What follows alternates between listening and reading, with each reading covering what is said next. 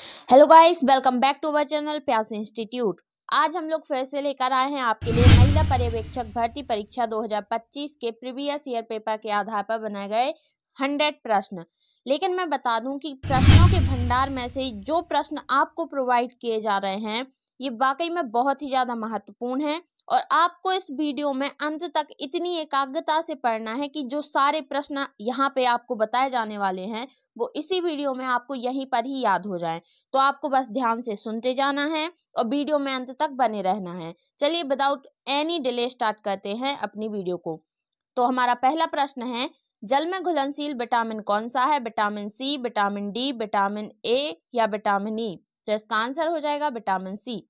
दूसरा प्रश्न है, आंगनबाड़ी केंद्रों के माध्यम से कौन सी सुविधाएं दी जाती हैं?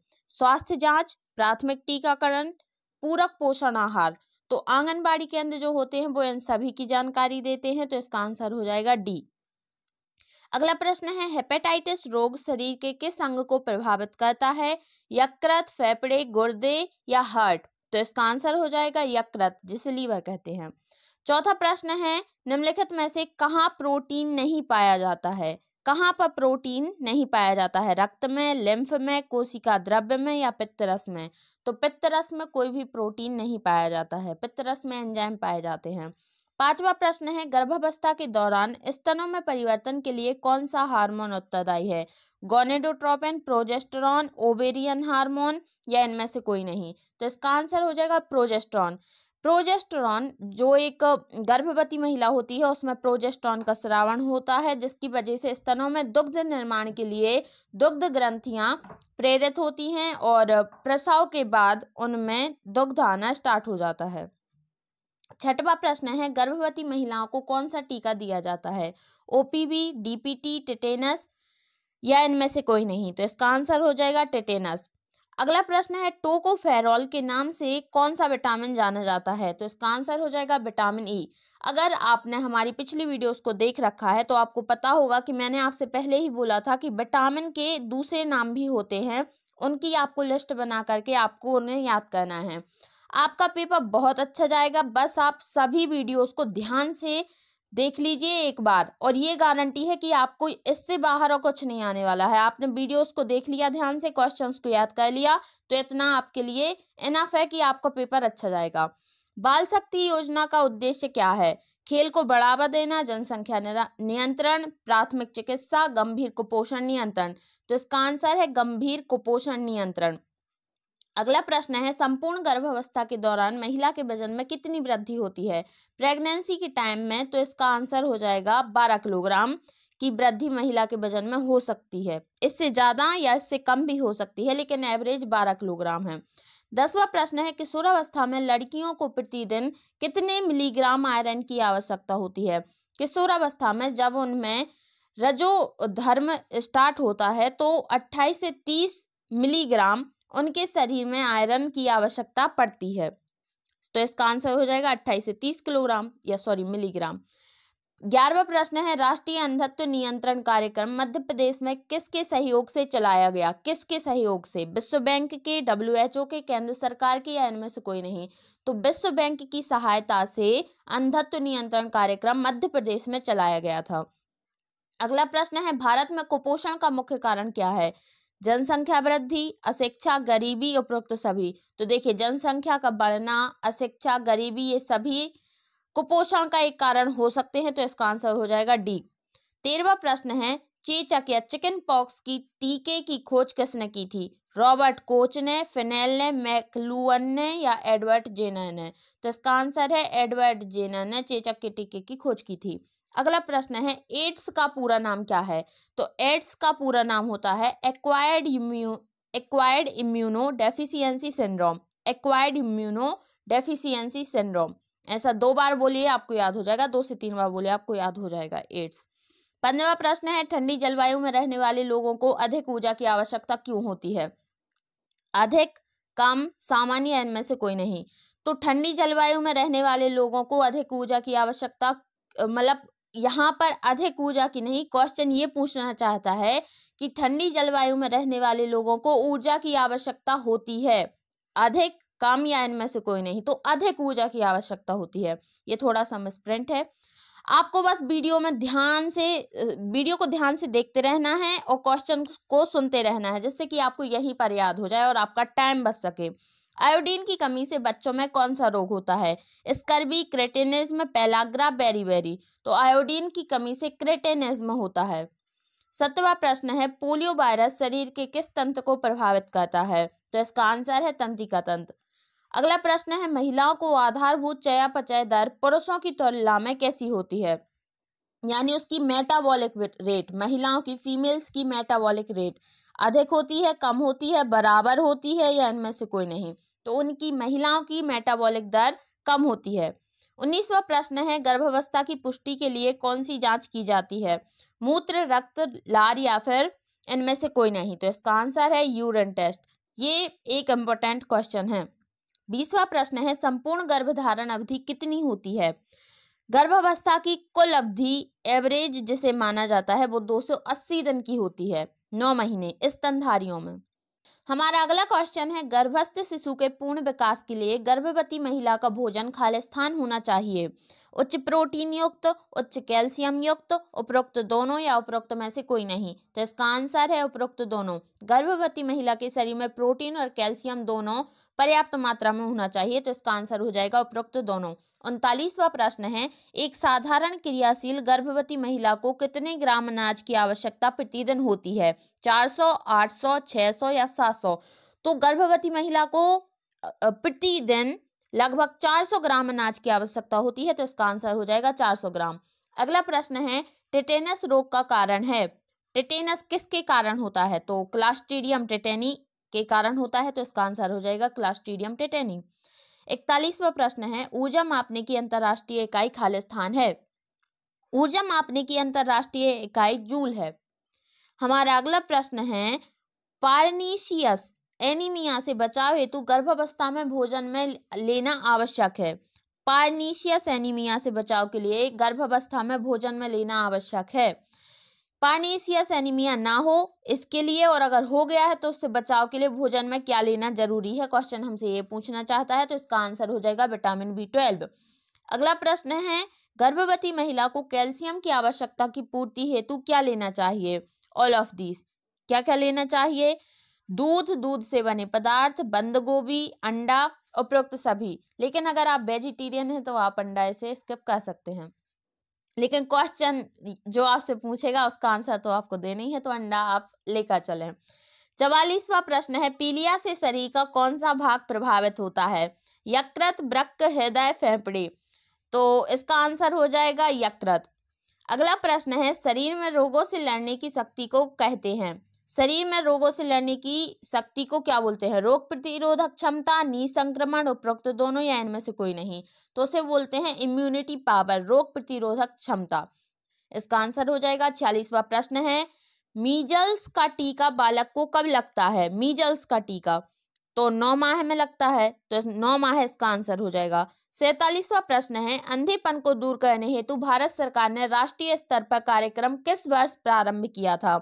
1970 में। अगर आपको इन क्वेश्चन में कोई डाउट हो या वीडियो से रिलेटेड आप कोई एडवाइस देना चाहते हैं तो कमेंट सेक्शन में बताना ना भूलें।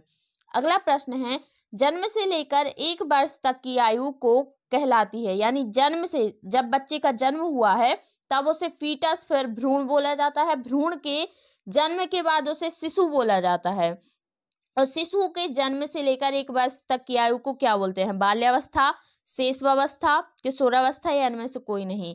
तो उसे बोला जाता है शेषवावस्था या इन्फेंसी। ठीक है, इसका आंसर हो जाएगा। 49वां प्रश्न है, मध्याह्न भोजन योजना भारत सरकार द्वारा किस वर्ष शुरू की गई थी? मध्याह्न भोजन, सरकारी स्कूलों में मध्याह्न भोजन की जो योजना है वो कब शुरू की गई थी? 1961 में। अगला प्रश्न है, ICMR के अनुसार गर्भावस्था के दौरान महिलाओं को कितनी अतिरिक्त ऊर्जा की आवश्यकता होती है? तो गर्भावस्था के दौरान लगभग उन्हें 300 कैलोरी प्रतिदिन ऊर्जा की आवश्यकता होती है। 51वां प्रश्न है, सूक्ष्म पोषक तत्व हैं पोटेशियम, फास्फोरस, कैल्शियम, आयरन। तो आयरन एक माइक्रो न्यूट्रिएंट्स है, ठीक है, न्यूट्रिएंट्स है। 52वां प्रश्न है, किस बीमारी का टीका अभी तक नहीं बना है? एड्स का, टेटेनस का, डिप्थीरिया का, काली खांसी का।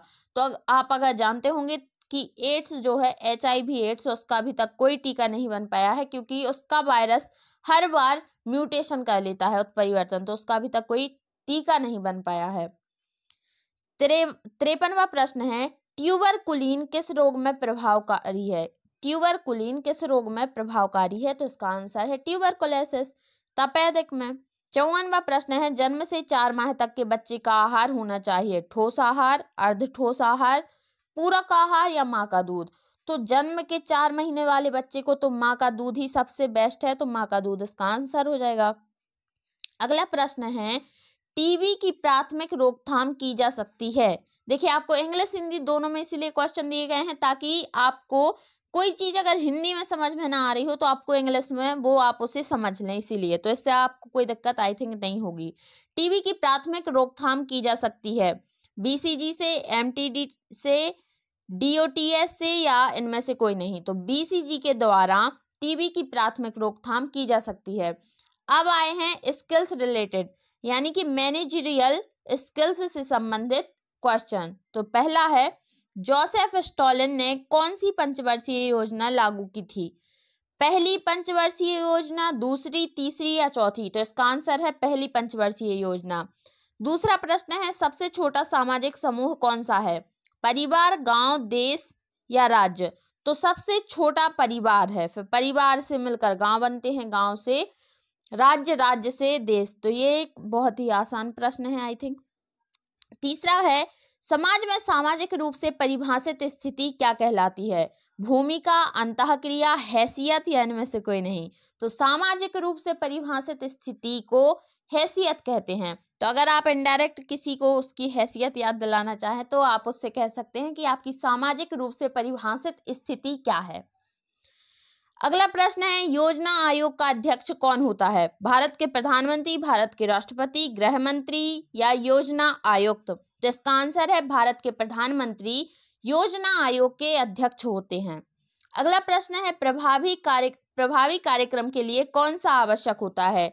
योजना बनाना, नियंत्रण, मूल्यांकन, उपरोक्त सभी? तो ये सारी चीजें एक परफेक्ट कार्यक्रम के लिए जरूरी हैं। योजना बनाना, फिर उस योजना पर नियंत्रण होना और उसका सही मूल्यांकन यानी कि आकलन हो पाना। अगला प्रश्न है, शिक्षा का उद्देश्य क्या होता है? सामाजिक उत्तरदायित्व, व्यावसायिक कौशल, नैतिक मूल्यों का विकास या उपरोक्त सभी? तो इसका आंसर हो जाएगा उपरोक्त सभी। अगला है, समूह की निगरानी करना किससे संबंधित है? कार्यक्रम डिजाइन करना, कार्यक्रम को लागू करना, समूह को नियंत्रित करना, समूह की सहायता करना? तो समूह को नियंत्रित करना। जैसा कि हमारा मैनेजमेंट स्किल से रिलेटेड क्वेश्चन कर रहे हैं तो क्वेश्चन से ही आपको समझ में आ रहा होगा कि किस टाइप के क्वेश्चन पूछे जा सकते हैं। अगला प्रश्न है, एक नेता की गुणवत्ता क्या होनी चाहिए? प्रभाव, समर्थन, मार्गदर्शन या उपरोक्त सभी? तो इसका आंसर हो जाएगा उपरोक्त सभी। नेक्स्ट क्वेश्चन है, शिक्षा पहले से मौजूद पूर्णता की अभिव्यक्ति है। यह कथन किसने बोला था? अरस्तु ने, विवेकानंद ने, प्लेटो ने, सुकरात ने? तो विवेकानंद जी ने कहा था कि शिक्षा पहले से मौजूद पूर्णता की अभिव्यक्ति है। अगला प्रश्न है, एकल मुद्रित सीट जिसमें जानकारी होती है उसे क्या कहा जाता है? समाचार पत्र, पुस्तिका, फोल्डर या उपरोक्त सभी? तो उसे पुस्तिका बोला जाता है, एकल मुद्रित सीट को। अगला प्रश्न है, जागरूकता किस का महत्वपूर्ण तत्व है? शिक्षण, संचार, अधिगम या शोध? तो जागरूकता अधिगम का महत्वपूर्ण तत्व है। अगला प्रश्न है, संस्कृति का वाहन क्या है? प्रौद्योगिकी, मानव, समाज या भाषा? तो संस्कृति का वाहन है भाषा। अगला है, बाल विकास सेवाओं की सबसे व्यापक योजना कौन सी है? समेकित बाल विकास योजना, आंगनवाड़ी योजना, राष्ट्रीय पोषण मिशन या इनमें से कोई नहीं? तो बाल विकास सेवाओं की सबसे व्यापक योजना है समेकित बाल विकास योजना। अगला प्रश्न है, सूचना प्रसार का सबसे प्रभावी माध्यम कौन सा है? तो सूचना प्रसार का सबसे प्रभावी माध्यम इंटरनेट है, तो इंटरनेट इसका आंसर हो जाएगा। शिक्षा प्रणाली के कौन से 3 घटक होते हैं? शिक्षण, अनुसंधान और विस्तार, शिक्षण, छात्र और पाठ्यक्रम, स्कूल, कॉलेज और विश्वविद्यालय या इनमें से कोई नहीं? तो शिक्षण प्रणाली के 3 घटक हैं, शिक्षण, अनुसंधान और विस्तार। हमारा अगला प्रश्न है, सीखने का मूल तत्व क्या होता है? अनुभव, अनुकरण, अभ्यास या उपरोक्त सभी? तो सीखने का मूल तत्व है ये सभी, अनुभव, अनुकरण और अभ्यास। अगला प्रश्न है, अनुसंधान की प्रक्रिया किससे शुरू होती है? परिकल्पना, निष्कर्ष, परिणाम या विश्लेषण? तो परिकल्पना इसका आंसर हो जाएगा। अगला है, सृजनात्मकता से संबंधित गुण कौन सा है? अंतर्मुखता, बहिर्मुखता, चिंतन या उपरोक्त सभी? तो सृजनात्मकता का गुण है चिंतन। अगर आपको लग रहा है कि इस वीडियो से आपको कोई भी नई चीज, कोई भी नया प्रश्न, कोई भी नया टॉपिक सीखने को मिला है, तो आप प्लीज उसे ध्यान से पढ़िएगा। 19वां प्रश्न है, प्रभावी शिक्षण पद्धति कौन सी है? व्याख्यान पद्धति, पाठ्यपुस्तक पद्धति, प्रदर्शन पद्धति या इनमें से कोई नहीं? तो पाठ्यक्रम की उच्चतम पद्धति है प्रदर्शन पद्धति। अगला प्रश्न है, स्थायी रूप से व्यवहार में परिवर्तन को क्या कहते हैं? सीखना, अनुकरण, सुधार या अभ्यास? तो व्यवहार में परिवर्तन स्थायी रूप से अगर हो तो उसे अपन कहते हैं सीखना। आप उस चीज को सीख चुके हैं, वो आपके उसमें आ चुका है। 21वां प्रश्न है, औपचारिक शिक्षा का मुख्य आधार क्या है? पाठ्यक्रम, शिक्षण प्रक्रिया, मूल्यांकन या उपरोक्त सभी? तो उपरोक्त सभी इसका आंसर हो जाएगा। हमारा अगला प्रश्न है, प्रभावी संचार का प्रमुख घटक क्या है? संदेश, श्रोता, प्रतिक्रिया या उपरोक्त सभी? तो इसका आंसर हो जाएगा उपरोक्त सभी। 23वां प्रश्न है, प्रेरणा का एक रूप क्या है? विकास, भागीदारी, सहयोग, प्रोत्साहन? तो प्रोत्साहन इसका आंसर हो जाएगा। किसी समूह में नेतृत्व कैसे विकसित होता है? अनुभव से, शिक्षा से, सामाजिक सहभागिता से या उपरोक्त सभी? तो इसका आंसर हो जाएगा उपरोक्त सभी। सीखने की क्षमता किन कारकों पर निर्भर करती है? आप किसी चीज को कब सीख सकते हैं? जब आपकी स्वयं की रुचि हो, जिसे व्यक्तिगत रुचि कहते हैं। शैक्षणिक रुचि, आपके आगे की शिक्षा के लिए वो जरूरी है। पर्यावरणीय कारक, जो आपका वातावरण है, अगर आपकी वो कोई भाषा है, आप किसी नई जगह पे गए हैं, इसकी वजह से आप वो चीज सीख रहे हैं, या उपरोक्त सभी? तो ये सारे कारण आपको किसी नई चीज को सीखने के लिए प्रेरित कर सकते हैं। तो इसका आंसर हो जाएगा उपरोक्त सभी। विस्तार शिक्षा की उत्पत्ति कहाँ हुई? भारत में, अमेरिका में, ब्रिटेन में, श्रीलंका में? ये क्वेश्चन देखने में आपको अजीब लग सकते हैं, लेकिन अगर इसे एक बार भी ध्यान से पढ़ लिया जाए तो ये आपको एक ही बार में याद हो जाएंगे। इसका आंसर हो जाएगा ब्रिटेन। ब्रिटेन में विस्तार शिक्षा की उत्पत्ति हुई थी। अगला प्रश्न है, राष्ट्रीय साक्षरता मिशन साक्षरता को कैसे परिभाषित करता है? पढ़ने के कौशल के द्वारा, लिखने के कौशल के द्वारा, अंकगणितीय कौशल के द्वारा या उपरोक्त सभी? तो इसका आंसर हो जाएगा डी। 28वां प्रश्न है, अनुसंधान की अंतिम प्रक्रिया क्या होती है? डेटा संग्रह, विश्लेषण, निष्कर्ष या परिकल्पना? तो इसका आंसर हो जाएगा निष्कर्ष। प्रबंधन में सबसे महत्वपूर्ण कौशल क्या होता है? नेतृत्व, संचार, योजना बनाना या उपरोक्त सभी? तो प्रबंधन में ये सारी चीजें आती हैं। 30वां प्रश्न है, कौन सी पंचवर्षीय योजना 1 अप्रैल 1956 को शुरू हुई थी? पहली पंचवर्षीय योजना, दूसरी, तीसरी या चौथी? तो दूसरी पंचवर्षीय योजना 1956 में स्टार्ट हुई थी। अगला प्रश्न है, शिक्षा किसका रूप है? औपचारिक, अनौपचारिक, व्यावसायिक या उपरोक्त सभी? तो देखिए, शिक्षा के अंतर्गत तो फॉर्मल, इनफॉर्मल, व्यावसायिक ये सभी आते हैं। तो इसका आंसर हो जाएगा डी। अगला प्रश्न है, वीडियो कॉन्फ्रेंसिंग किसका उदाहरण है?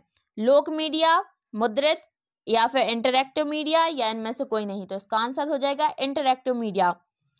आपने सुना होगा कि कॉन्फ्रेंस है, कॉन्फ्रेंस मीटिंग है, तो वो उसी की बात हो रही है। 33वां प्रश्न है, प्रभावी कार्यक्रम के लिए कौन सी प्रक्रिया आवश्यक है? योजना बनाना, उस पर नियंत्रण, मूल्यांकन या सभी? तो देखिए, ये एक इम्पोर्टेंट क्वेश्चन है, इसीलिए ये 2 बार आपने देखा है। उपरोक्त सभी इसका आंसर हो जाएगा। अब हमारा टॉपिक है चाइल्ड केयर एंड एजुकेशन से संबंधित प्रश्न। देखिए, हम आपको टॉपिक वाइज क्वेश्चन इसीलिए देते हैं ताकि आपको क्लियर हो सके कि आपके कौन कौन से टॉपिक यहाँ पर कंप्लीट होते जा रहे हैं। ठीक है। एड्स का मुख्य स्रोत कौन सा है? एड्स का मुख्य स्रोत कौन सा है? वेश्यावृत्ति, लार, खांसी या इनमें से कोई नहीं? तो मुख्य स्रोत वेश्यावृत्ति इसका हो सकता है। मानसिक रूप से मंद बालकों को बुद्धि लब्धि यानी कि आईक्यू कितनी होती है? उनकी आईक्यू में, यानी जो मंद बालक होते हैं उनका आईक्यू कितना होता है? 88, 85, 86, 84? तो 85 इसका आंसर हो जाएगा। सामाजिक विकास का मुख्य तत्व क्या है? तो इसका आंसर हो जाएगा वातावरण। अगला प्रश्न है, नवजात शिशु का सबसे पहला विकसित दांत कौन सा होता है? दूध के दांत, स्थायी दांत, ऑक्सलून या उपरोक्त सभी? तो इसका आंसर तो आपको पता ही होगा कि दूध के दांत। इस पर कई कहावतें भी हैं दूध के दांत पर। अगला प्रश्न है, विशेष शिक्षा से संबंधित कौन कौन से क्षेत्र होते हैं? विशेष शिक्षक, विशेष पठन सामग्री, विशेष गतिविधियां या उपरोक्त सभी। तो इसका आंसर हो जाएगा उपरोक्त सभी। अगला है सीखने का कौन सा नियम नहीं होता है? मेंडल का नियम, मेंडल साहब का नियम, सीखने का नियम नहीं होता है। 7वां है बाल एवं महिला हेतु सबसे विस्तृत योजना कौन सी है? समेकित बाल विकास योजना, राष्ट्रीय टीकाकरण कार्यक्रम, राष्ट्रीय ग्रामीण स्वास्थ्य मिशन या फिर इनमें से कोई नहीं। तो इसका है समेकित बाल विकास सेवा योजना, इसका आंसर हो जाएगा। अगला प्रश्न है नवजात शिशु के चेहरे और सिर का अनुपात कितना होता है? 1:8, 1:9, 1:10 या 1:11। तो इसका आंसर है 1:8। विशेष बालकों के वर्गीकरण में कौन शामिल नहीं है? बौद्धिक विचलन, गामक विचलन, संवेदी विचलन या बाल कल्याण योजना। तो इसका आंसर हो जाएगा बाल कल्याण योजना।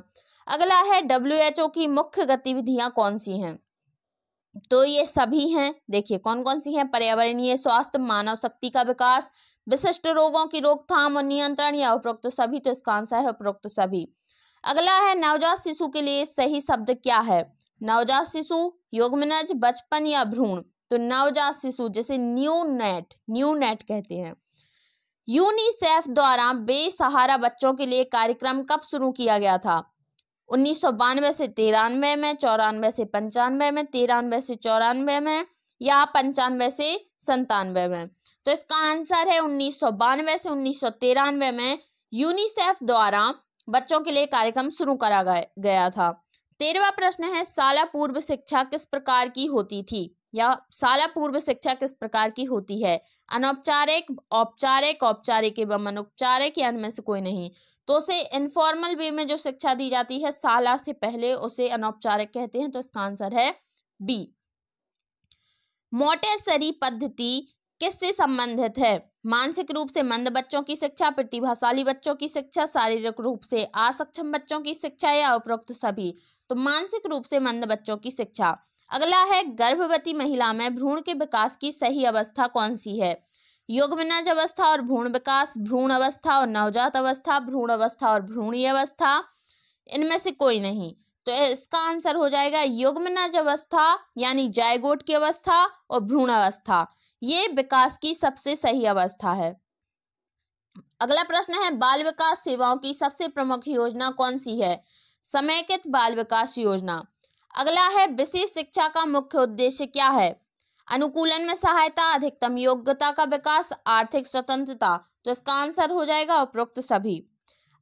18वां प्रश्न है नवजात शिशु की नाड़ी गति कितनी होती है? तो इसका आंसर हो जाएगा 125 प्रति मिनट। 125 यानी कि उसकी पल्स रेट पूछा, पल्स रेट 125 प्रति मिनट होती है।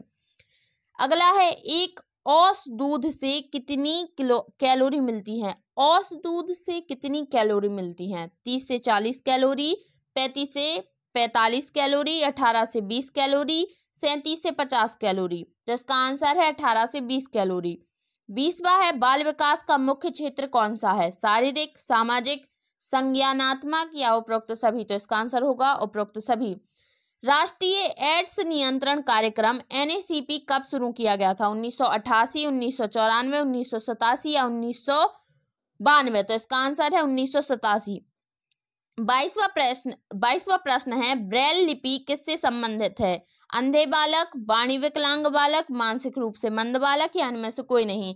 तो ब्रेल लिपि अंधे बालकों के लिए बनाई गई है। अगला है संस्कृति का प्रमुख वाहन क्या है? प्रौद्योगिकी, समाज, भाषा, मनुष्य। तो भाषा इसका आंसर है। 24वां प्रश्न है शिक्षा का औपचारिक रूप किस में होता है? विद्यालय शिक्षा, पारिवारिक शिक्षा, व्यावसायिक प्रशिक्षण या उपरोक्त में से कोई नहीं। तो इसका आंसर होगा विद्यालय शिक्षा। 25वां प्रश्न है शिशु के प्रारंभिक विकास में सबसे अधिक महत्वपूर्ण कारक कौन सा है? खान पान, सामाजिक परिवेश, मानसिक उत्तेजना, उपरोक्त सभी। तो जब एक शिशु का प्रारंभिक विकास होता है तो उसका शारीरिक, मानसिक, क्रियात्मक सभी प्रकार के विकास एक साथ होते हैं। तो इसका आंसर होगा उपरोक्त सभी। अगला प्रश्न है लर्निंग डिसेबिलिटी वाले बच्चों की शिक्षा हेतु उपयुक्त विधि कौन सी है?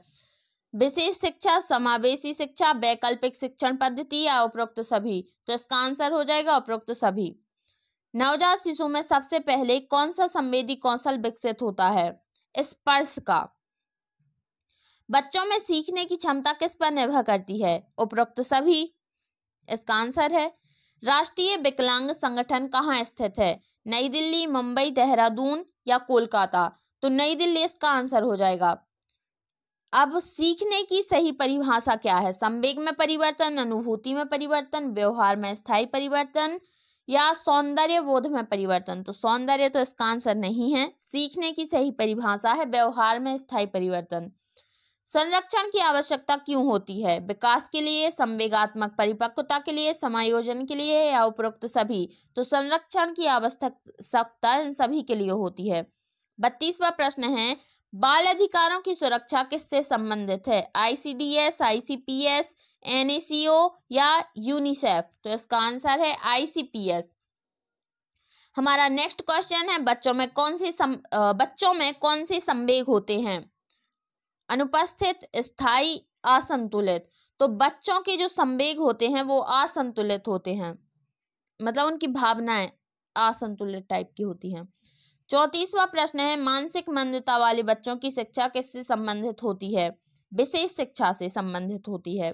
प्रसव पूर्व विकास की सही अवस्था क्या होती है? तो प्रसव पूर्व विकास की सही अवस्था होती है डिंब अवस्था से भ्रूण अवस्था। हमारा नेक्स्ट क्वेश्चन है, 0 से यानी 0 से 4 महीने तक के शिशु का सही आहार क्या होना चाहिए? माँ का दूध इसका आंसर हो जाएगा। टीबी की रोकथाम किस टीके से की जाती है? BCG, MDT, डॉट्स या उपयुक्त में से कोई नहीं? तो BCG वैक्सीन के द्वारा उसकी टीबी की सही जांच की जाती है।